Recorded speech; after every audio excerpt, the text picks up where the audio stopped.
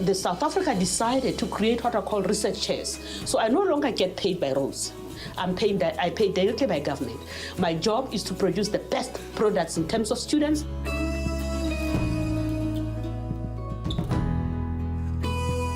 When I was in my third year, I had the opportunity to do my internship with her, like in the lab where I was supervised by a PhD student. So it kind of gave me an idea of what happens in this lab and what it's all about. And after my third year, I decided why not do my honors in this lab.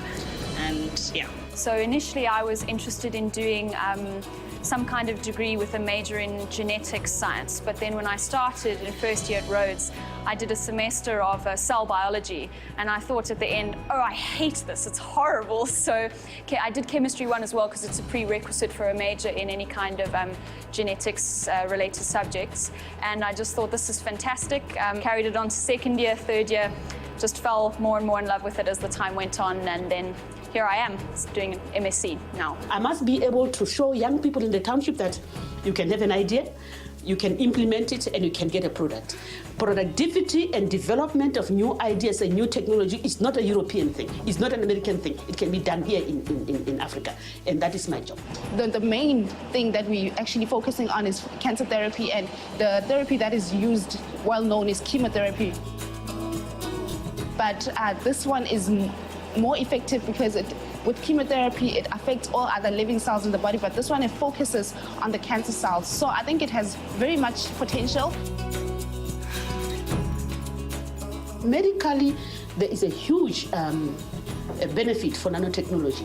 The major problem we still have is that we have not determined the side effects of having those small things in your body. What are the harmful effects of it? We know the beneficial, we still have to work about the harmful effects. But nanotechnology, yes, has huge applications. So there's a huge amount of money in giving us tools to work with nanotechnology, and we have seen the benefits. The problem is, again, how do we go from what we have done in research to practicality? Many of my students that you've seen come from very remote rural areas, and I like that.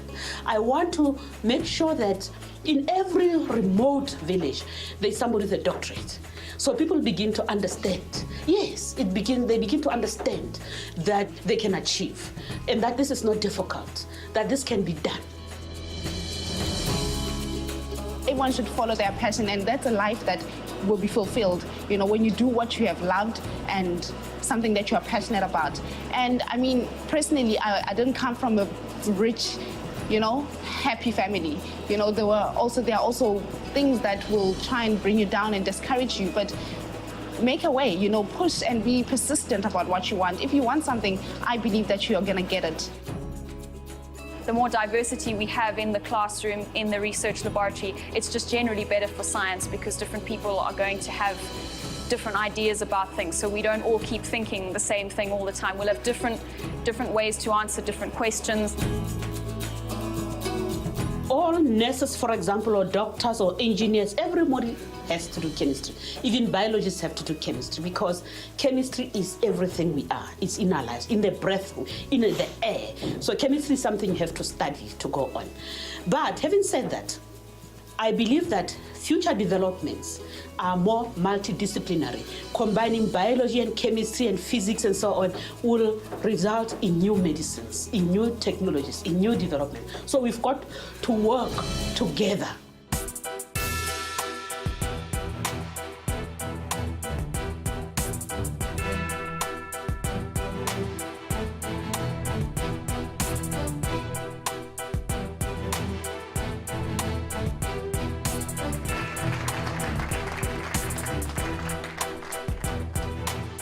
To have this recognition gives me exposure locally and also internationally. To have that on your CV, to know that you have been awarded something like this, it already gives credit to your work.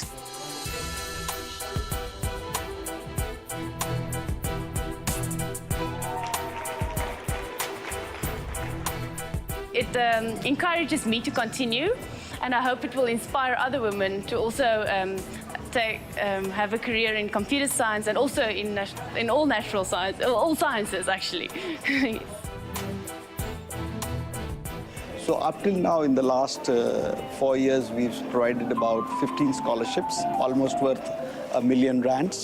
And so that's what our involvement in an area which is very close to my heart and the heart of our organization.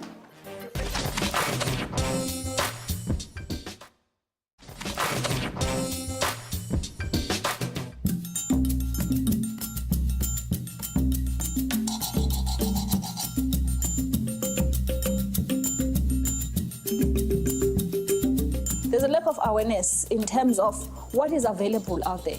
We are having areas of scarce skills that are not being tapped into, but you still see learners who are enrolling for the traditional kind of careers when they get to varsity.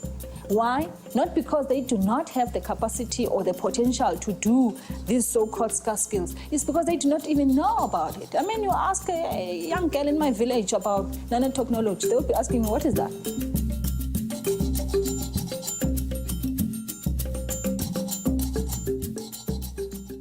When I went to university, I had absolutely no clue that there was such a thing as zoology. So then I ended up doing zoology, and that was simply because, again, I had excelled in biology at school. I got an A in matric for biology.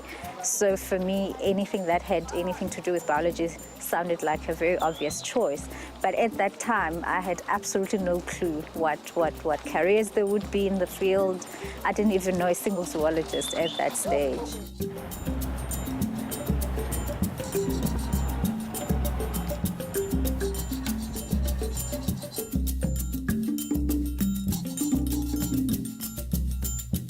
I was always in science expos, getting into competitions for mathematics, and I would win. I remember sometime when I was doing standard 8, I had to sit and write a similar paper with the matric students, and I did pass quite well.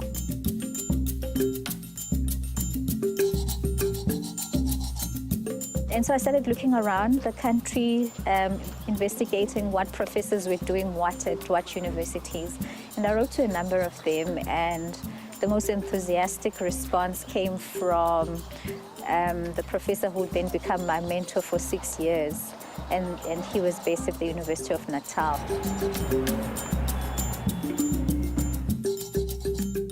So my mathematics teacher, by then Mr. Keston, found me a bursary that took me up to standard 10, which is now called grade 12. And thereafter, after completing matric, I went to university to do Bachelor of Science, of which I was funded by ESCOM to do that. And I moved on to honours in medical biochemistry, of which I was funded by Canon Collins from the UK. And I did my master's. I got a scholarship to go do my master's in Sweden, and I was funded for that to do a master's in public health. The first zoology department that I worked in, I was the only female for a while. I was the youngest member of staff, only female and only black. And all of my colleagues were male and white, which ordinarily is not a big deal, except that the person who was closest to me in terms of age, so the person with whom I had the smallest gap in terms of age, was the same age as my father, and that was the youngest guy in the department. I went to University of Pretoria to see the students that were funding in nuclear sciences. So the room was too full, and it was so male-dominated in a way. So before I started my conversation with them, I was like, where are women? I'm not seeing any women. I feel like we are underrepresented in this room. And one PhD candidate, who's a black woman, said, they are busy making babies. I'm even late myself, and I'm still sitting in here. She was just saying it jokingly, but she was saying something tangible and valuable. Mentorship is incredibly important in this journey of becoming a scientist, in that if from a very early stage you've got somebody who's very enthusiastic about your own development and about the subject, obviously, then your chances of succeeding are improved. animal physiology is how animals function. So we look at how this animal function influence its capacity to deal with changes in its environment. One of the main responses that animals utilize is hibernation and daily torpor, which is a milder form of hibernation. And what was exciting about that finding was that when you mention the word hibernation, everybody automatically thinks bears, and they think cold, and they think snow. And yet we're in Africa. And so we have to start asking, what are some of the environmental drivers that cause these animals to use similar responses to that which you observe in the Northern Hemisphere under very different environmental conditions? And that's been very exciting. We think that this will help us a long way in predicting how animals will respond to climate change. And so if you know what mechanisms animals have in their repertoire of functioning, you can make recommendations in terms of what species do you think are most likely to be adversely affected based on how they will be responding to those environments. I joined the Medical Research Council in August 2005, and my then director, who was my boss at the time, Professor Angela Mathieu, managed to find me a space at the London South Bank University to do my PhD there. And I had literally everything. I mean, they supplied everything, starting from laptops, the office space, and they really prioritized my PhD. So it was a golden opportunity for me.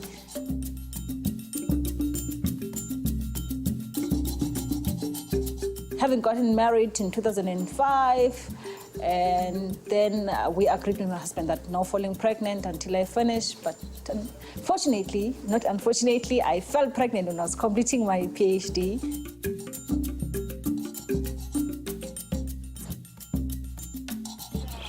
And yet, the reality is that if you get pregnant while you're doing your master's or your PhD, chances are you will not complete it. Cut the long story short, I delivered the thesis, my PhD thesis, on a Friday this week. The following Friday, I gave birth to my daughter. There's also life choices that females need to make. You know, if you're going to have a career in science, it demands a lot out of you. It takes a lot of time. It takes a lot of investment.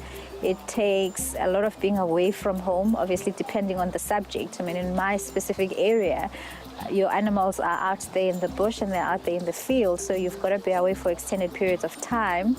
And so if you want to throw a family into that mix, chances are it's going to take some serious maneuvering and some serious negotiating with your partner as well. I mean, if I'm having a 2-month-old baby, do you think that I will go and enroll for a PhD? But a man can do that. Our husbands can do it. But for me, I need to raise this child until maybe it's 2 years, and then I say, okay, when this child is 2 years, I can go enroll for a PhD.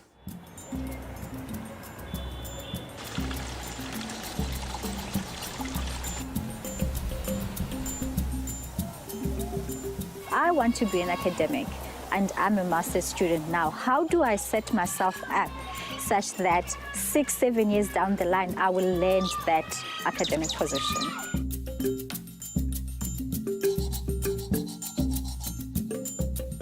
We are struggling with females, especially black females. I mean, we had, in the previous financial year, out of 294 grant holders that we had, we only had 13 black females, 13. I think there should be targeted programs that are built particularly to encourage women to come on board. I think the best thing any young aspiring scientist can do is to speak to somebody who's walked the road, who's been on the journey, and to say, what can I expect on this journey? What kinds of decisions will I need to make?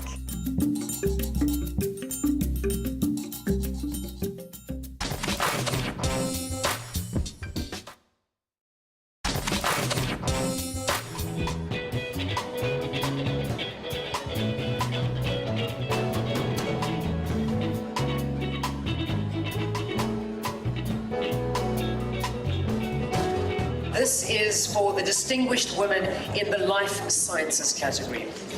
And please come up to stage, our finalists, Professor Mareka Labaskachny of the University of the Free State.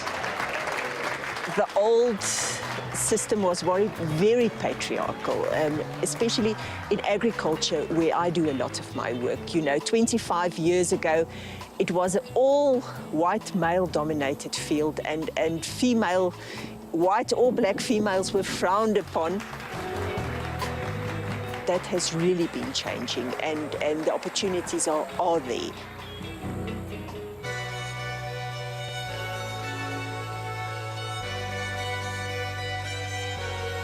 In Africa, yeah, all crop production is done by women, and we need more scientists to become involved with agronomy, genetics, breeding, everything that has to do with food production. We need more women in that field.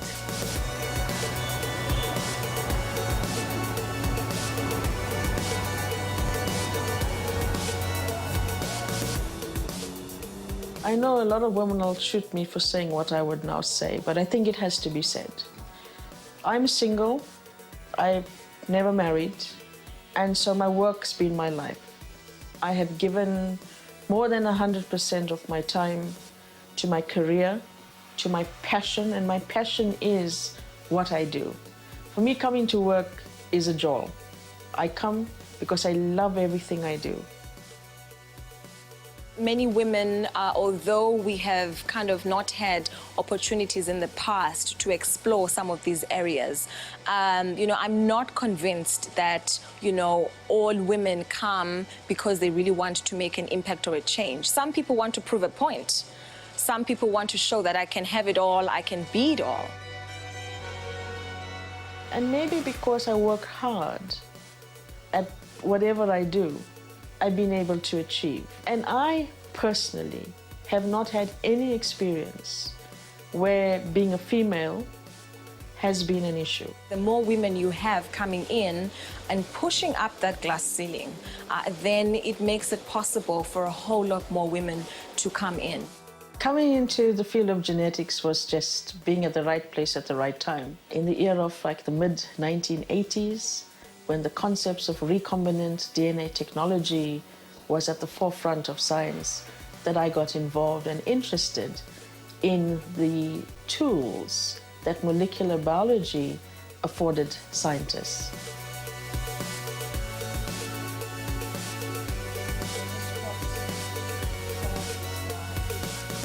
And it was just coincidental that, having completed a master's in biotechnology, that this division of human genetics at what was then called the South African Institute for Medical Research needed people with my qualifications. And that's how I've joined this department since 1987. I was now armed with a set of tools that could be applied in the field of human genetics. So I got involved with doing diagnostic work, screening for inherited disorders, tracking genes through families.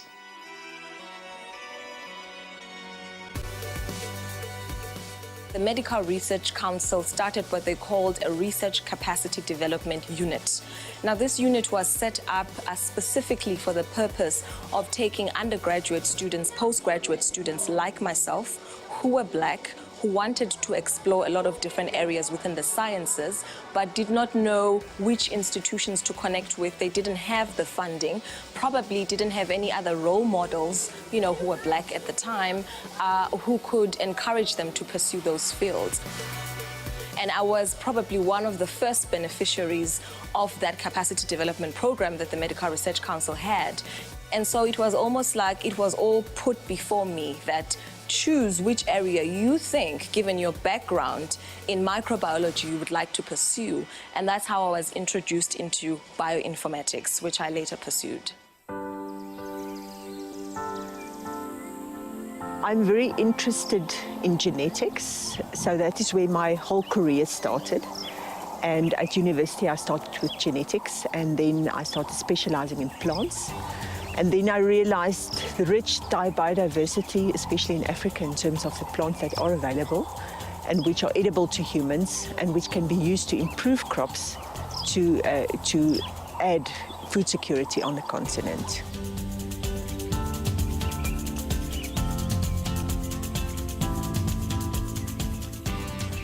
I think everyone realizes that food security is of prime importance.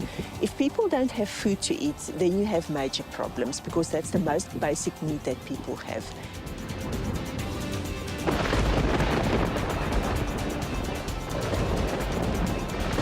I think there's consensus worldwide that there is climate change. There's no way that we can get around that. And that means that we are going to have less rainfall, more droughts, and also higher temperatures. And this is going to impact hugely on agricultural production. It's absolutely crucial in all crop areas, maize, cassava, wheat, that we need to look at genetic improvement for heat and drought tolerance. There's constantly, breeders are developing new cultivars which have better nutritional value, better insect resistance, better disease resistance. And those seeds are becoming available to farmers. We work very closely with a number of companies all over Africa, and we also train students coming from there. So we have a very close collaboration. We have a whole network, I think, in Africa in terms of plant breeding.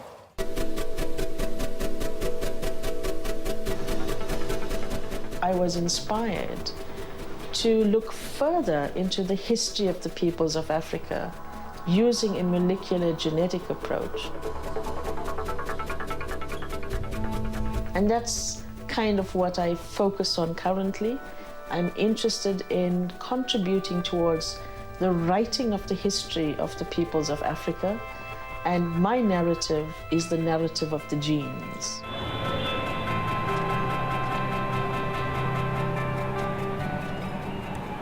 And what we found from that was that there's one branch, the oldest branch, that dates to over 100,000 years, that lead exclusively to genetic patterns found among the Khoi and the San. We examined 7 different groups of Khoi and San people from Southern Africa, and all of them were anchored on this one branch. And then on the second branch that connect to this ancestral pool, we find the rest of Africa.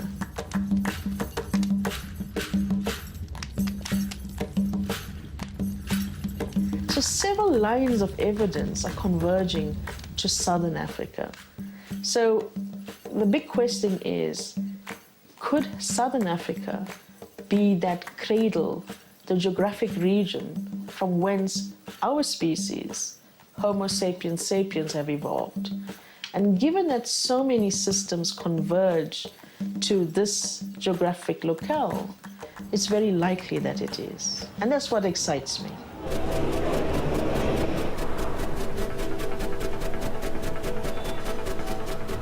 I think that, there are now many societies, African bioinformatics societies, that have come up in the last couple of years, which are beginning to recognize the potential of bioinformatics and computational biology to kind of try and deal with some of the problems that have been lingering. So for an example, when I worked on a project on malaria, where we're looking at the Plasmodium genome, we were mapping out the Plasmodium genome, we were understanding where the genes are within the Plasmodium genomes, which sequences are actually responsible for disease transmission, were the genes that we could turn on and off, and when we turned it off, then it would mean that it would stop the transmission process.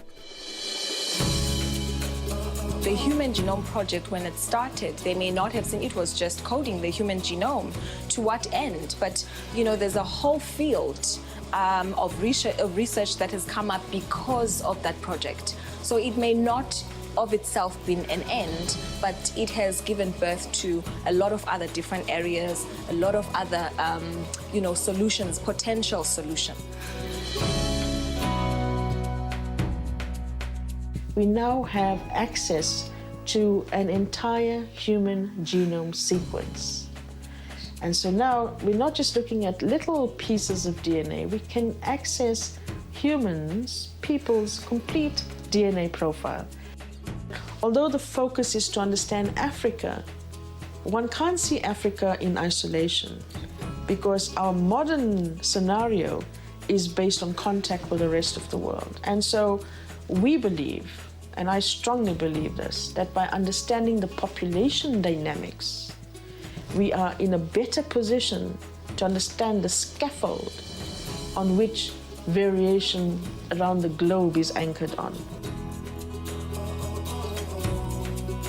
So it may be that at a genetic level, we can all be superior in the same level. But if that is not accompanied by opportunity at a societal or environmental level, then again, you know, societies become unequal.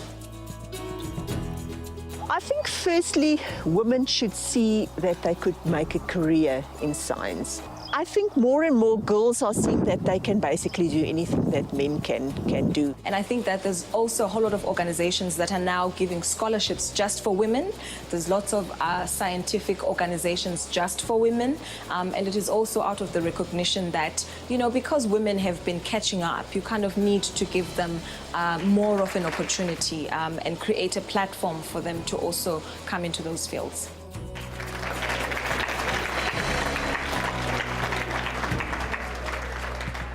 And the winner, congratulations, Professor Soraya Sidat. Well done to you. If you look at the Women in Science, the function, for example, it was so nice to see women excelling in all areas of science. And I think it's just becoming more visible because earlier years you also didn't see this kind of acknowledgement for women. The next award is Established Researcher Award. Well, I think I've had to overcome many challenges. Firstly, as a black woman, you know, black and being a woman as well. But what I've always believed is that, you know, when a door opens, there's always an opportunity to say, you know, this is a chance. What can I do? Because all of us are born with capabilities. Please, one more round of applause to every single one of our panelists. It's in first place a huge honor just to be a finalist. People should remember that. But to actually win, it's quite a big honor.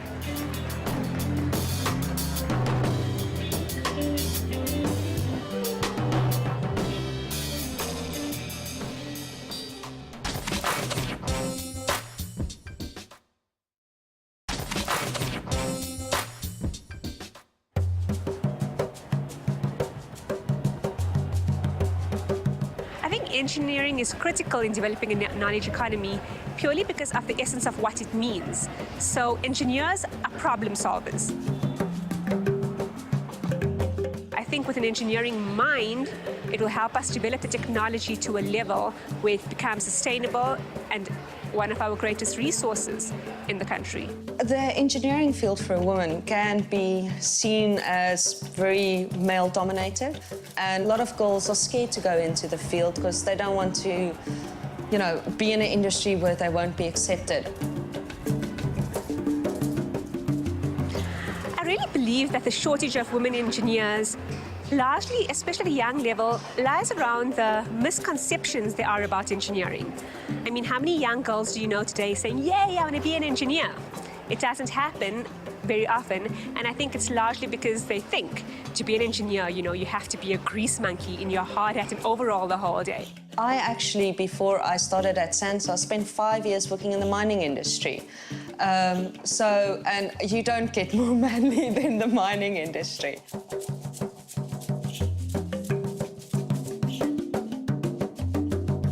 So part of the requirement of your undergrad degree at UCT is to perform at least 6 to 8 weeks of practical training on an industrial site. Being a Sasol purser, I did that in Secunda.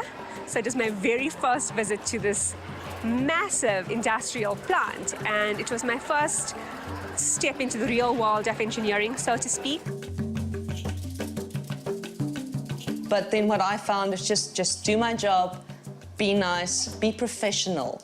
And, you know, they tend to pick up on pick up on that and take it from there. And then, you know, if you need to prove yourself, then prove yourself. You know, everybody goes through life having to prove themselves in one way or another. Sometimes I was the youngest in the room, the only person of color, only female, and you have all these things coming at you, and how do you make yourself comfortable in that situation and still be confident in what you do?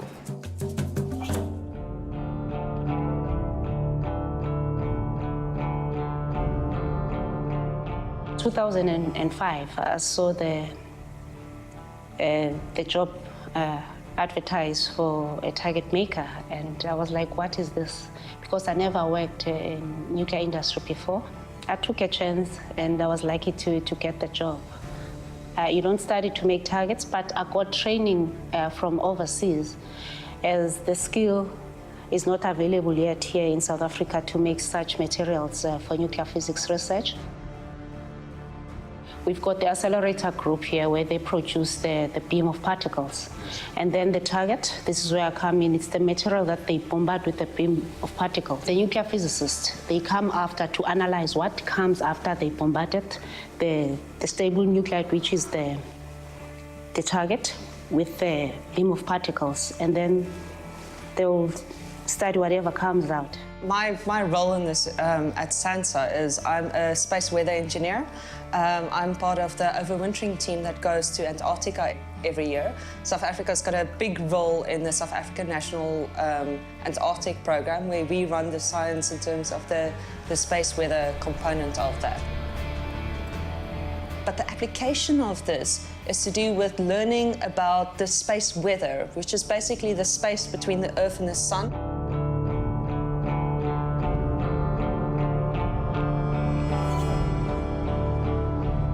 And thereby creating a model of what happens on the Earth, how does the Earth respond to these situations, so that in future, when we do have something happening, we are smarter in knowing how to design our satellites, how to design our systems, how to design your electrical grids, you know, in response to what the sun is doing. South Africa has a base in Antarctica as part of the South African National Antarctic Program. And from this base, every year we have 10 overwintering members that stay there for the year and look after the infrastructure there, and then specifically to look after the instruments there that is part of different science. We have the Superdome there, but we have lots of other science as well. So my role as engineer there would be to look after the instruments there. If an antenna blows over, we go pick it up, fix it. If a line goes dead, we fix it. We fix the computers. We keep it going.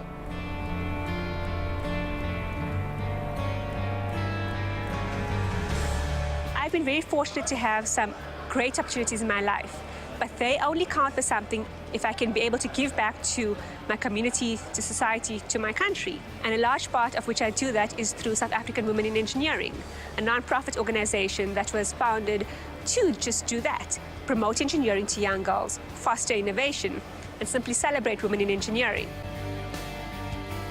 As people started seeing just how successful this concept was, what positive responses we got at our events, and companies started looking at, wait a minute, when women do start coming to the engineering field, things change. Things happen in a different way.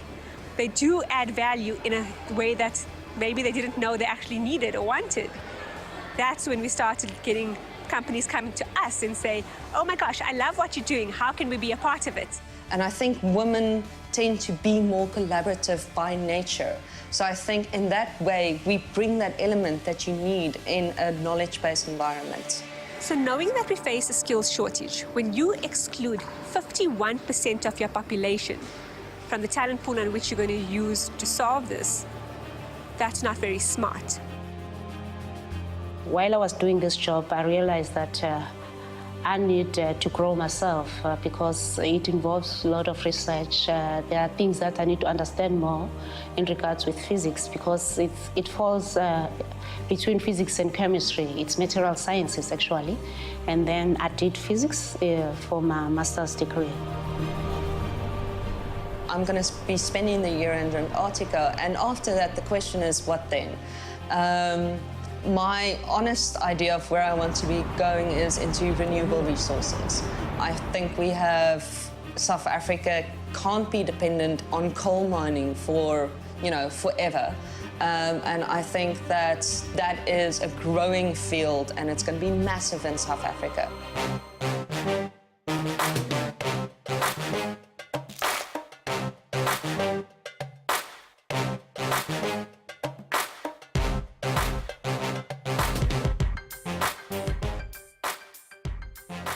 The attitude needs to change towards women and women scientists, that women scientists can be mothers, they can be wives, and they can still be good scientists. They can do it, or women have proven themselves, I think.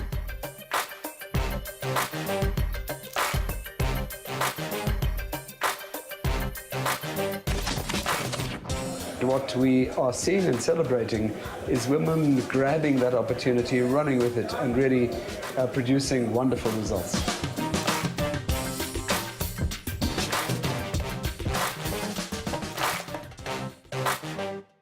We're all very insecure. We have these insecurities.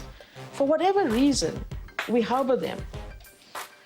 And the sooner we dispel of that gorilla and do things passionately, it becomes so much easier.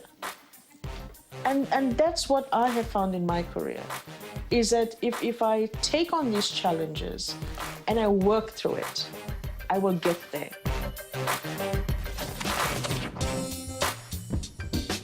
My next lifetime is about taking science into the people, creating things that are useful for the general public, made here in South Africa.